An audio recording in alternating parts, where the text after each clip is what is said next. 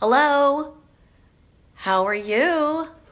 We're live here at IRMS. IRMS stands for Institute for Reproductive Medicine and Science at Saint Barnabas. We're in New Jersey, but we're talking about stuff that I think people all over the world are concerned about, stuff like um, infertility, IVF.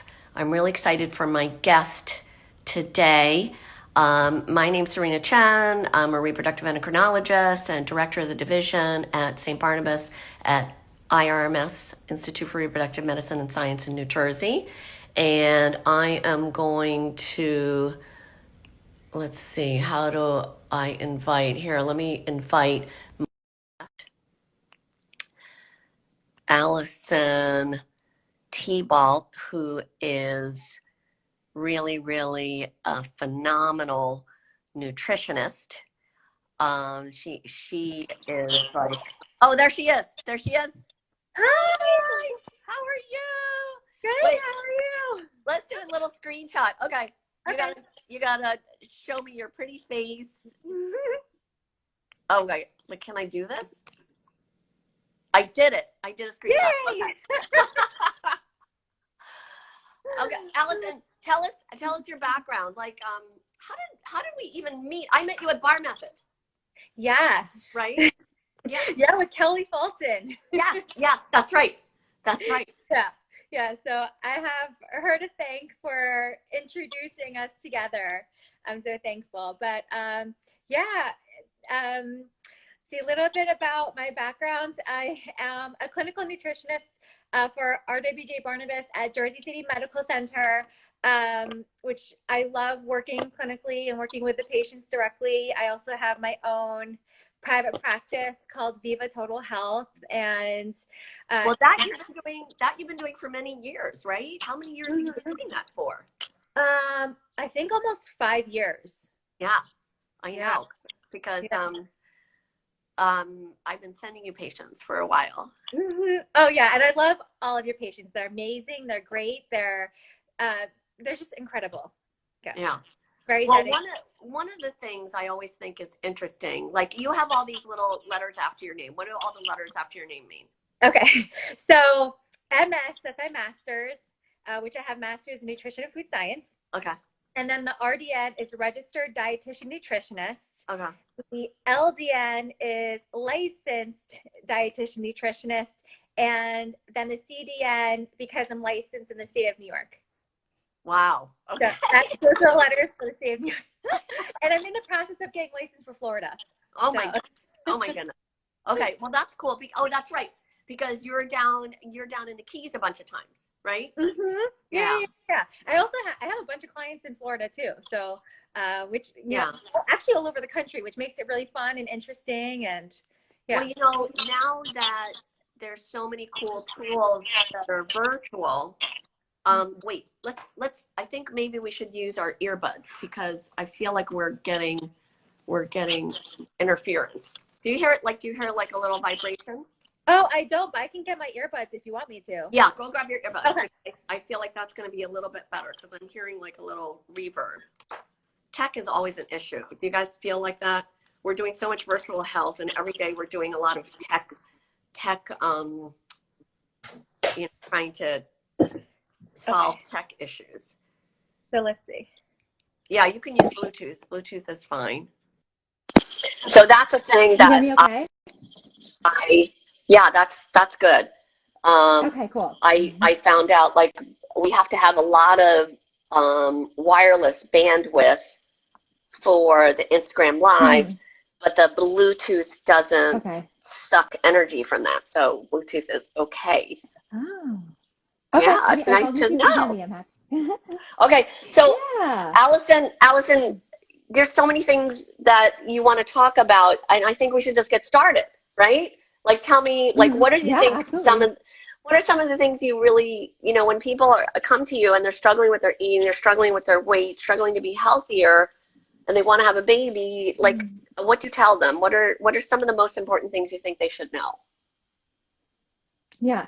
So we go over the basics. You know, a lot of it is they're stressed out and a lot of times they don't even know it. So, Yeah, you know, and, you know, drinking water, exercising, getting enough sleep is a really big one. People don't realize, yeah, you know, but not even just getting enough sleep, quality sleep. You know, getting into REM is so, and, you know, diet is, you know, meditation, even incorporating some type of yoga just to bring down stress as well. But diet plays a big factor. And a lot of times people think that they're doing a great job with a diet, which no, a lot of times they are. However, you know, reading ingredient lists, what the quality of your diet is really important. Or you know, eating enough fats in your diet. People are so scared of eating enough fats, but you need the fats for your hormones and you know, in order for a fat burn, all of these things. So just, so what do you and feel there's like so is, because much, I yeah. see that, I see that so often where my patients are so frustrated, they're working so hard, they have worked with a nutritionist, they're following all these guidelines, like what, and then I'm stuck. I'm like, oh well, you're like not eating too much, but you're still gaining weight, or you're not losing weight. Like, what do I tell them? How can I help them? Mhm. So, the thing is, so everybody that I work with, it's very, very individualized Mm, programming because not everybody metabolizes food the same. So, you know, one person may do well eating this certain way, eating these certain foods, whereas some, you know, other people might not. And, you know, that's okay. You know, there could be like gastrointestinal issues going on, mhm, or, you know, some people like chew their foods too fast, so they're not digesting well, and then they get like, bloating, cramping, you know, constipation, or, mhm. you know, like diarrhea, whatever it is. So I really, when I work with people, I dive deep into what they're eating, you know, everything that's going on throughout their entire day. Like I said, you know, water, exercise, sleep, stress. Are you getting enough protein? Your vegetables, are you getting enough vegetables? Mhm. Healthy fats like avocado, chia seeds, flax seeds, hemp seeds, omega-3s, antioxidant rich foods. All these foods are so important for longevity, reducing inflammation, reducing oxidative stress, and, you know, just the quality of your health overall. Okay. So all of this sounds like a lot of work to me. Okay. Mm. So I think I would be a really difficult customer because I only like processed foods. Yeah, Mhm. okay. Not that I only like processed foods, but like I don't cook. I don't cook. I don't like to cook. I don't want to cook. Like if you're gonna cook for Yeah. me, I'll eat it. Okay. But because I'll eat anything. But for myself, like, I don't like cooking. And so then I'm always struggling because I'm like, here, I'm eating food out of a box, but that's what's easy for me. And can I still eat healthy and like not cook? Can I still do that? Absolutely. Absolutely. As I Okay. have so many, Okay. actually, like more than 90% of my clients don't cook, don't know how to cook, have no idea like where their pots and pans are. And you know what? That's Really? okay. And doing, Okay. yeah, doing takeout is totally okay. And I help them a lot of times with, you know, picking off menus and making the best Okay. choices they can. But even doing like canned fish, like canned salmon actually has more calcium than regular salmon because in the canned Huh. salmon, believe it or not, it's like the crushed bones that are in there, which don't worry, you won't Yeah. taste, you won't notice that's even in there. Right. Yeah, 30% they're of soft and mushy. the Yeah. with calcium in there. Wow. Yeah, absolutely. Or Okay, so even it's like a lot of it is about microwave. knowing what to eat. What to eat, right? Yeah. Yeah, you can do Okay. protein shakes. And a lot of these, you know, meal replacement protein shakes out there have, you know, powdered vegetables and fruits in there, as well as, you know, fiber sources, prebiotics in there, which feed the good bacteria in your gut. It's important to keep your gut healthy. That's also good for your hormones and your mood and just, you know, cleaning out all the bad stuff. But yeah, even microwavable quinoa or microwavable brown Hmm. rice, canned soups, but make sure they're low. sodium. Otherwise, they could be loaded with salt. There's so Okay. many great options. Even I snack on salmon jerky, really high in Oh, omega-3s and protein. Easy. oh Yeah, wow. I like that tons of great idea. Okay. options. Mm-hmm. That's perfect because and then it doesn't have to be refrigerated. I can stick it in my pocket, right? So when I'm Yeah, in the yeah, OR all day absolutely. and I don't have any and I need food, that's a great idea. Salmon jerky. I'm going to write that down right now. Mm-hmm. And See, people think this protein is for bars. my patients. This is really for me. I just have you here for me to give me advice. Anything for you, anything for you. But even like protein bars. I carry protein bars on me all the time. And if people think like, oh, making healthy options, you're sacrificing flavor. Absolutely not. A lot of the clients and patients that I work with, they're like, wow, this is like really delicious and tasty. And, even like bean pasta, it's so much quicker to make bean pasta than regular white pasta. You can make it in 5 Yeah, that's true. minutes. Just boil That's some true. water and there you go. So Yeah. I always tell So do you everybody, have like favorite? Do you have favorite protein bars? Like, do you have like, not that we're endorsing anything, but just, like people want to know, what does Allison think is a good protein bar? Yeah. So my favorite, all-time favorite, all of my clients can attest to these bars, Raw Rev Glow bars, because How do you spell they are that? high in protein.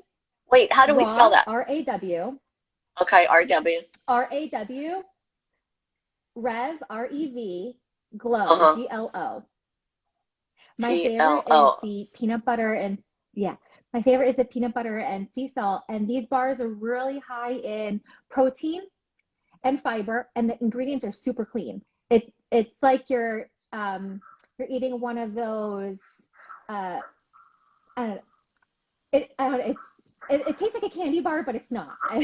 Wow, okay. It's very satiating, and yeah, I keep them in my car, in my purse. Okay. I mean, you can even have it as dessert if you want to do that, which is so Right. nice. Okay. That sounds okay. That's good to know. That's good to know. So, Mm-hmm. so you do a very individualized assessment and you see what's going on with a patient, and then like do you like if somebody's not sleeping well, like how can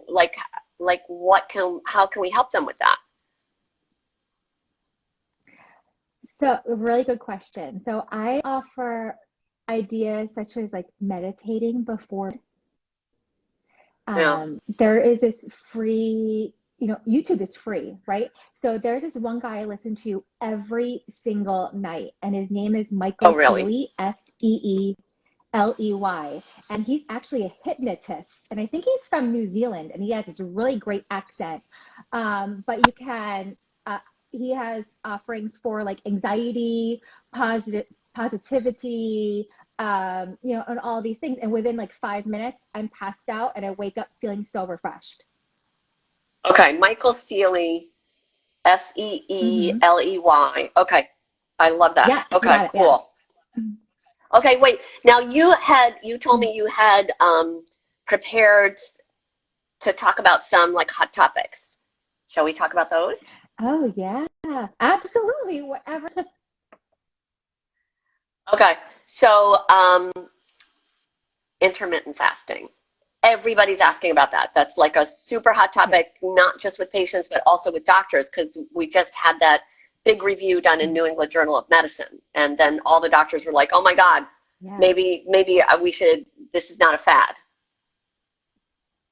Mm-hmm. So I think that it's a great concept. It's a great idea. People come to me asking about intermittent fasting all of the time. And I think that we should all be naturally intermittent fasting between dinner and breakfast. We're always snacking, we're always eating, and our digestive system needs a break. However many hours you're fasting, the 16-8 window, or, some people fast like 2 days. it can be really challenging, and it's not for everyone. It can be really restrictive. It may cause nutritional deficiencies if you don't do it correctly. It might cause stress on your immune system. It might affect your social life. However, it's so effective at decreasing your insulin levels, which attributes to weight loss. I mean, along with, you know, giving your digestive system a break and, you know, hormonal balance, all these things. I do believe that we should naturally intermittent fast between dinner and breakfast. Not, however, like what I teach, like between like 12 to 15 hours between dinner and breakfast. You know, you don't want to typically eat 3 to 4 hours before bed. And then you wake up, you can do your exercise, your morning routine, have a really nice full breakfast, because breakfast is the most important meal of the day. You're breaking the fast. Then you have, you know, lunch, most important meal of the day. The biggest meal of the day, and then dinner is your smallest. Yeah, that's a big challenge, right, Allison? I think that's one of our biggest challenges in the United States, because our entire society revolves around the late big family meal. So it's like your whole social life revolves around that, when in reality, the European way of eating the big meal in the middle of the day and a lighter meal later is much, much better, right? So that's been a real challenge for me. And then also this idea, what I find fascinating is, as I've tried to work on this, because I have a family history of diabetes. So even though I'm like a typical Asian skinny diabetic type person, where I look skinny, but I have a sugar issue and I have to watch my sugar, because I have this tendency towards insulin resistance and type 2 diabetes. So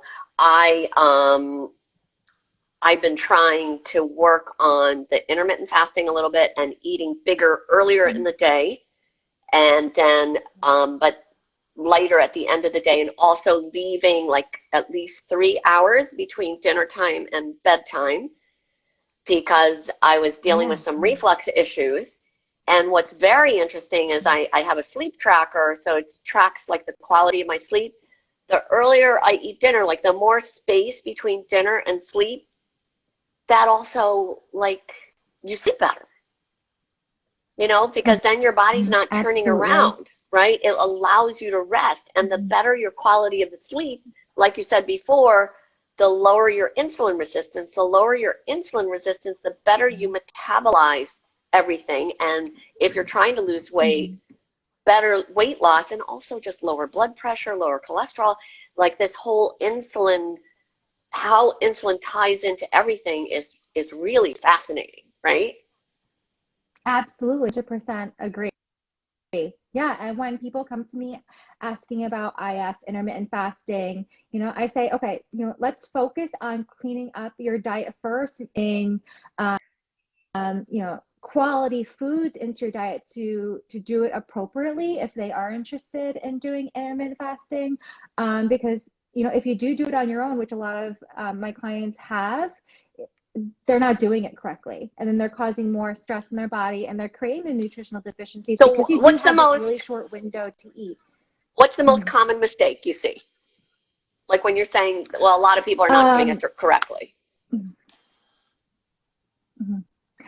Not getting enough protein or healthy fats, or doing a lot of packaged foods. I feel like there's a lot of cravings going on because they're not, you know, getting their nutrition in. You know, a lot of people find that they're like getting hair loss or like skin related issues, and they're concentrating on like just calories as opposed to quality food.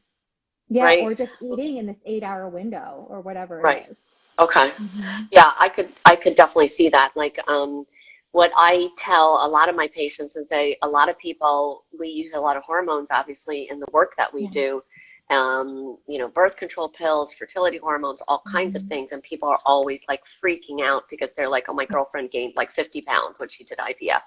And what I found seems to be the key is just what you're talking about, the protein and the healthy fats, you know, because when you're having hormones, it's changing how you crave food, how you feel about food, And if you start going down the carbohydrate rabbit hole, you might never get out, and then you're gaining 50 pounds, and then people are like, oh, the hormones made me gain this weight. No, what made you gain weight is that the hormones, you didn't pay attention to what you were eating, you gave into your cravings, and you ate badly, and that's what made you gain the weight. But if you are empowered with that knowledge and expectations ahead of time, and you know, hey, I'm taking hormones, it's going to affect me, and I'm going to have some healthy, high protein, healthy fat snacks like avocados or a good protein bar, healthy, clean foods or nuts, almonds, like all those cute little 100-calorie packs. Like, that's so handy, right, to have something like that. Or I'm going to have salmon jerky now. I'm getting salmon jerky. I'm excited about that. Protein and omegas, right? Yeah. So if you can, then you can have healthy food like that sticks with you, and you don't go down that carbohydrate rabbit hole, which, you know, like, if you're only doing carbohydrates, you're never going to be satisfied. And it just, right, it's not good for you. It raises your blood sugar. It makes you hungrier. It's bad. And then that means you're in charge. So even though you're on hormones, and the hormones are having an impact on your body and your appetite, if you're prepared for it, you're not going to gain weight. You're going to be fine. Yeah. And the thing is, like, so there's a difference between, there's good carbs and bad carbs, right? So our body needs carbohydrates in order to function well. You know, our brain needs carbs, our cells need carbs. Carbs equals energy. However, you know, there's a difference between carbohydrates that come from, you know, products, and there's carbohydrates that come from vegetables and whole grains and fruits and all these nutrient dense foods. But however, as you know, in the United States, we overdo it. Convenient foods. So, you know, whatever hydrates we don't eat, guess what? Our body is going to store it as fat. You know, and we need to make sure that we're aware of the quality of foods, how much we're eating in good proportion, making sure you're eating enough protein, making more than half your plate vegetables. You know, my clients look at me like I'm crazy when I say more veggies, like more. Yeah, and we're not used to thinking that. We really have to change the way we think, because our whole society is built around a huge amount of carbs, a big thing of meat, and then veggies on the side. And really, it should be, right, we're flipping the script. It should be mostly fruits and veggies, and adding, you know, little meat, little carbs, you know, in there for variety, right? But that's very difficult. Yeah, you want your plate to be as colorful as you can make it, you know, more than half your plate, vegetables, fruits, whole grains. You add your healthy fat in there. You have your, you know, for women, 3 to 4 ounces of protein, whatever that may be, you know. But, you know, try to go for something that's really high in omega-3. Yeah. Salmon, a fatty fish, something like that. Especially if you're, you know, and doing fertility treatments or trying to get pregnant, you want to make sure you have a lot of omega-3s in your diet and antioxidant-rich foods. Yes, absolutely. That's really huge. And then, but I think it's good to realize that food obviously is a big part of this, but you said from the very beginning, we have to think about other aspects like stress and sleep. Like stress, we're raising cortisol, which automatically raises your sugar levels, right? And just it like does so many awful things to us. And during the pandemic, I think if we all measured our cortisol levels, no matter how calm we are, we all have higher cortisol levels because of the pandemic. Like, it's changed every single aspect of what we're doing. It's crazy, right? Like, are you going into the hospital now as a nutritionist? So you're getting all your PPE and having to do extra precautions and things like that. Oh yeah. I wish I could share on here what I look like in here. Oh yeah, you'll have to send that to me. I want to see that. Yeah. If you go to my gram page, it's like one of my photos, and it was probably the second day we had to like fully gown up. So yeah, 2 masks, 2 glasses, hairnet. It's quite an interesting experience, and I mean, there's nothing like it. And, you know, being in there, trying as much as you can. And a lot of times, you know, we're just trying to get them to eat. Honestly, the COVID positive patients is just really, really difficult. Okay. I have a very specific question for you from Fabiola. Is it okay to have protein only at lunch and skip protein at dinner? What do you think about that? Okay, so I mean, you can find protein specifically from meats, fish, and dairy. Is that what she's referring to? Because you can also get protein from your veggie sources for those who are vegetarian. But I mean, typically you want to try and get protein at each of your meals. Okay, and then my nurse here, Paulina, is talking about, like, a lot of people, it's not about hunger. Like, a lot of times eating is about habit and stress and things like that. So if we address stress, then we can clarify, we have less pressure on us to eat badly. So definitely working on stress is also working on healthy eating. And working on sleep is also working on healthy eating, because of that thing we talked about earlier, that we have how much sleep impacts your insulin sugar balance. And if your sleep is helping your cortisol levels and helping your insulin levels, you are just by that, you're changing your metabolism. Your metabolism is working more efficiently than the same number of calories. You know, one person who's stressed and the other person who's not stressed, the same number of calories, this person is going to gain more weight, right? It's just, it just changes your metabolism. And that brings up my favorite thing.